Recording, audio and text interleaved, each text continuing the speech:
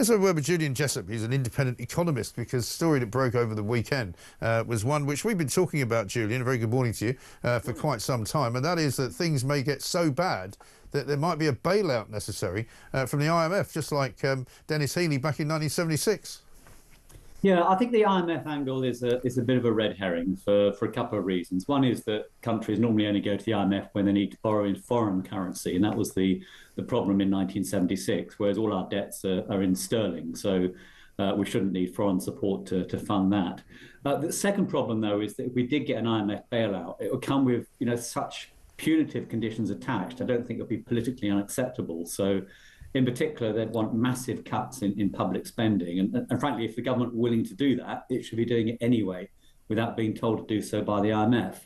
But I still think there's an important point here, which is that in many ways, we are in a similar position to the 1970s, where the public finances are threatening to spiral out of control. The economy is weak, inflation is picking up, interest rates are high, confidence in the markets is low.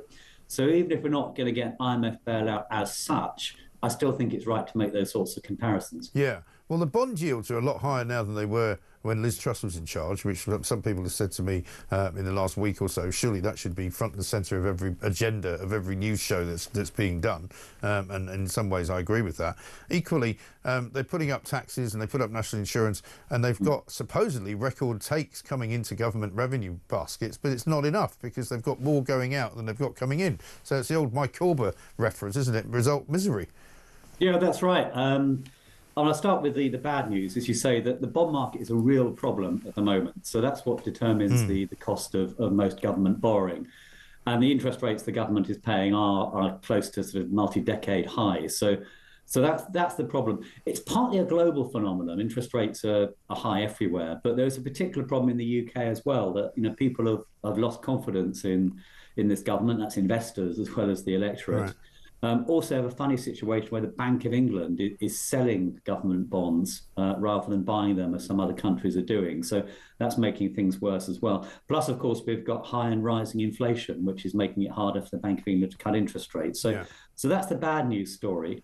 If I was trying to be a bit more positive, I think some of those things might change over the next few months. So in September, I think we'll get an interest rate cut from the US central bank, which will help us too. I think the Bank of England will slow the pace at which it's selling government bonds.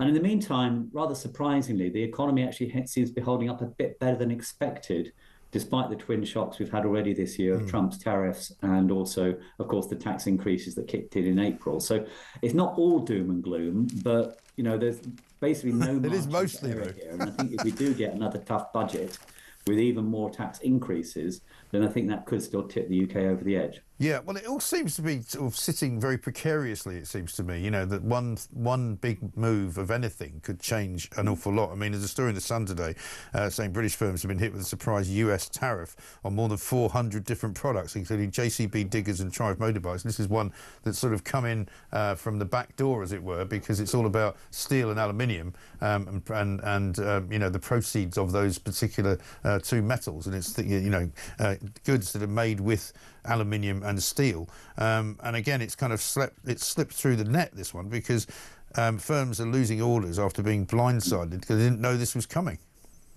Well, you're right to flag that up. I mean, the initial fears at the beginning of the year were that Trump's tariffs would trigger a global trade war and a deep recession. Now, that hasn't happened, but what we're getting is still pretty bad. So the US tariffs are a lot higher now than they were a year ago. And on top of that, there's all the uncertainty. I mean, Trump, as we know, tends to change his mind every 20 minutes about what's going on. So not only do we have higher tariffs, but also a lot of uncertainty around that. And that's going to continue to hit us hard. I mean, the only consolation there, I suppose, is that some countries in Europe will be hit even harder. So the German economy, the Irish economy, they're both far more vulnerable than we are to tariffs from the US. But those were important markets for us as well. So if they're weak, then we struggle too. Yeah, absolutely.